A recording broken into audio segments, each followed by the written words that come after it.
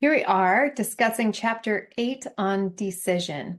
Now, Napoleon Hill talks about the fact that great leaders make decisions quickly and change them slowly, right?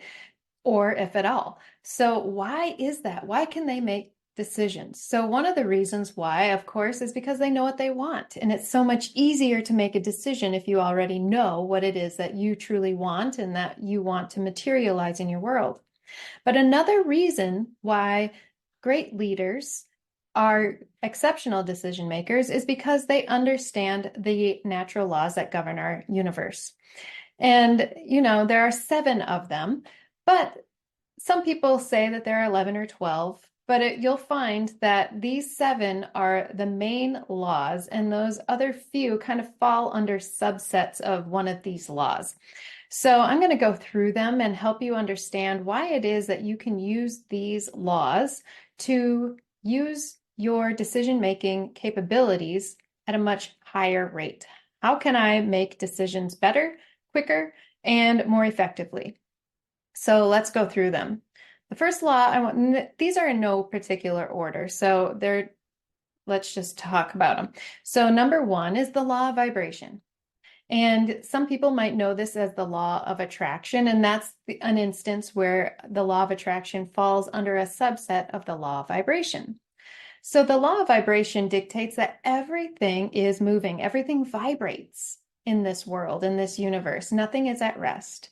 So our bodies vibrate, our thoughts vibrate, our pens vibrate, everything vibrates. And the speed at which it vibrates dictates the matter that you'll see. So for instance, take paper. It used to be a tree, and it changes vibration, it changes its frequency, and we turn it into paper. So it's vibrating at a different frequency, and now paper or tree turns to paper. So it's the same as our thoughts. If we think a thought and we think about it more and more and more, and as Napoleon Hill says, the dominating thoughts of our mind, if we have a thought that dominates our mind, we're concentrating on it, we're focusing on it. The more we concentrate on a thought, the more concentrated it becomes and the more we can see it in our world.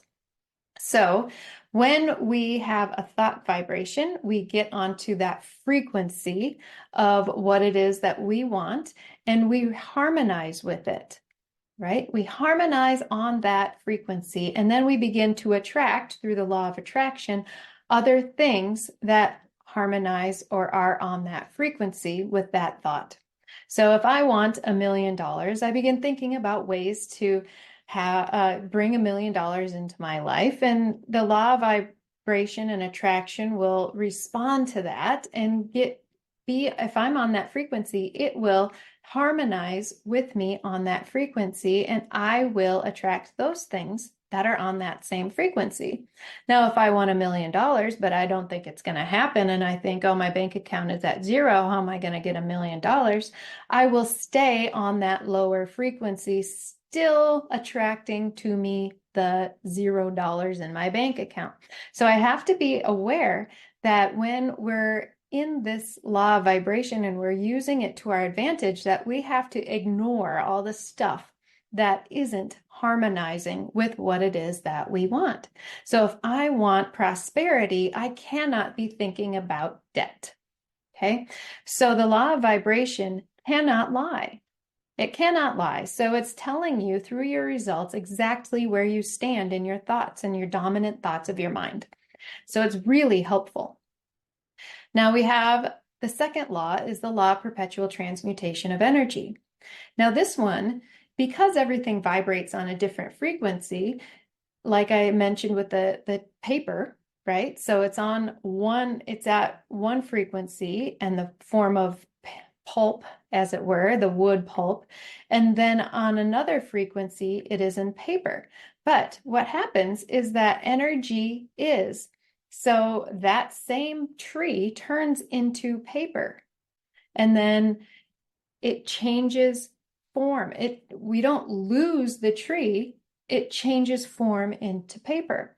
So what this law of perpetual transmutation is that everything is energy, and energy can never be created nor destroyed.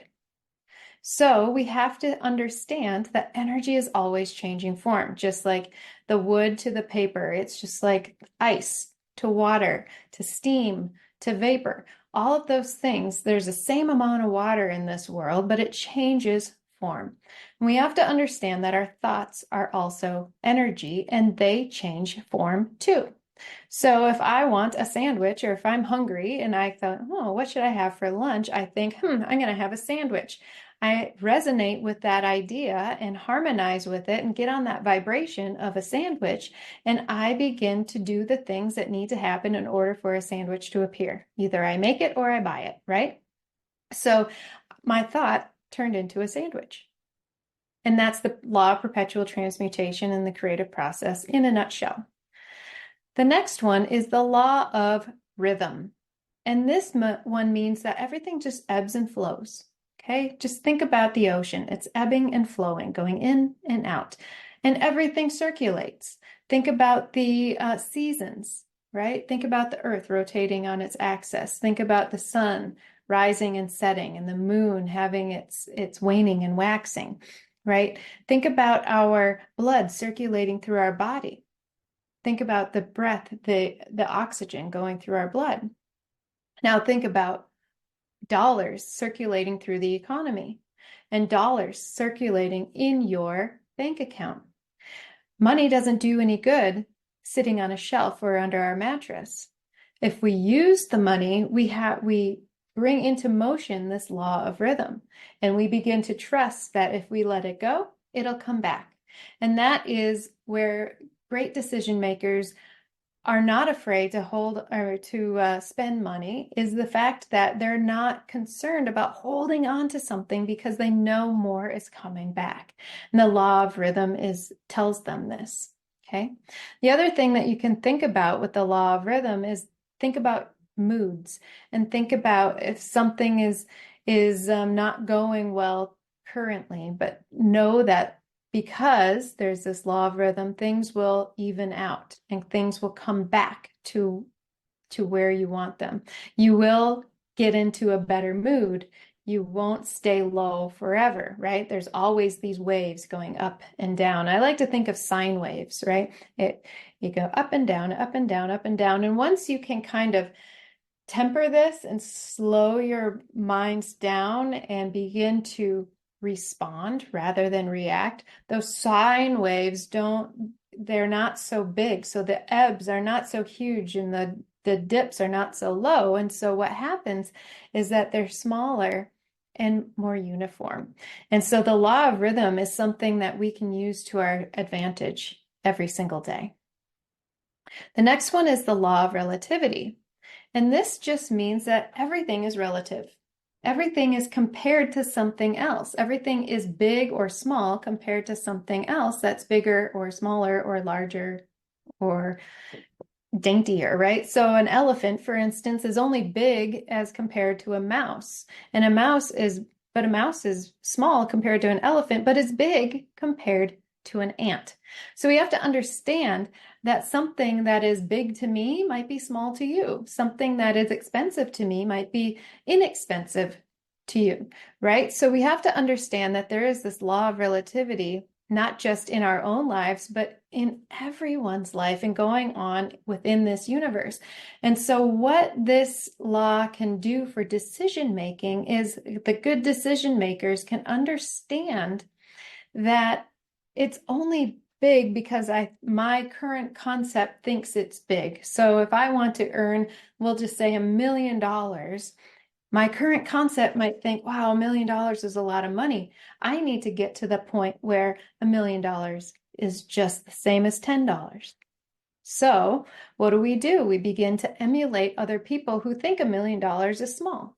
Like Bob Proctor says, make $1 million look small, right? So it's relative. Everything is relative because it's compared to something else. Next, we have the law of polarity. Now, this one just means this is also the law of opposites. Everything has an opposite, hot, cold, up, down. There wouldn't be an up without a down. or a hot without a cold, or a right without a left. And the really important thing about this is that the universe is balanced. There wouldn't be a North Pole without a South Pole, right? So we have to understand that there is this balance within. And so if there is a question, there has to be an answer. And if there is a problem, there has to be a solution. In fact, we can go one step further and say, there wouldn't even be a question if there weren't an answer. There wouldn't even be a problem if there weren't a solution. So understanding this law of polarity is really helpful when we're coming up against something that seems like a big obstacle. We can stop and slow down and say, look, there's the problem. I know there's a problem, but within the problem, there is also a solution. And the other thing that really helps with the law of polarity is that if something seems really, really bad, there has to be the same amount of good within it. Bob Proctor uses the example of one time he was in a cab and he had the manuscript of his book, You Were Born Rich, and it was all finished. He didn't have his name on it. It was just handwritten in a folder. And he left it in a cab. And he had no way of recovering it except for to rewrite it. And his wife asked him, why aren't you more upset about this? And he said, well, this is so bad that there's got to be so much good in it. And this book he went on to publish it, and it went on to earn him millions and millions of dollars. And so he understood this law of polarity. And so he wasn't reacting to the situation, which could really upset some people, losing your entire manuscript. But he was able to respond to the situation and apply this law and think about it in a different way, change his perception. The next law is the law of cause and effect. Ralph Waldo Emerson calls this the law of laws. This just says that every action has an equal reaction, right? If I clap my hands, a sound will come. If I clap louder, if I hit my hands together louder, the sound will be louder. If I hit them harder, the sound will be louder, right? Nothing happens by accident. And I think that's something that we really have to pause and think about. There is always a cause to something and always an effect. So if you want something to happen, don't wait for a maybe something's going to happen. You have to put a cause out there in order for the effect to show up. And so one of the best things that decision makers can use this law for is to understand that the more causes we put out there, the more effects come back to us. Okay. And then we have the law of gender. This one might be frustrating to a lot of people, and that is because there's a natural gestation period for everything. Think of a carrot seed. There's 35 days before it turns into a carrot and you can harvest it. A human baby, there are 9 months. You have to wait between conception and birth. Now, this natural law of gestation law of gender is really something that we need to understand and trust. This is where trust comes in, and understanding that, okay, I planted this seed, it's coming. And one of the things that we really have to focus on, especially when this goal that we want is so big, we have to trust even more. You know, people talk about manifestations a lot and understand that there's instant manifestation. Well, the only way that there's instant manifestation is that if you already know it's a major possibility. So a lot of this whole part of the law of gender is us getting into harmony with the idea that what I want is already here. And it just so happens that it's harder to do when things seem bigger, when the stakes are greater, right? So if I want to look for a penny, I want to find a penny. Well, yeah, there's billions of them out there, so it's not that big a deal. But when you say I want to manifest $1 million, all of a sudden the stakes grow.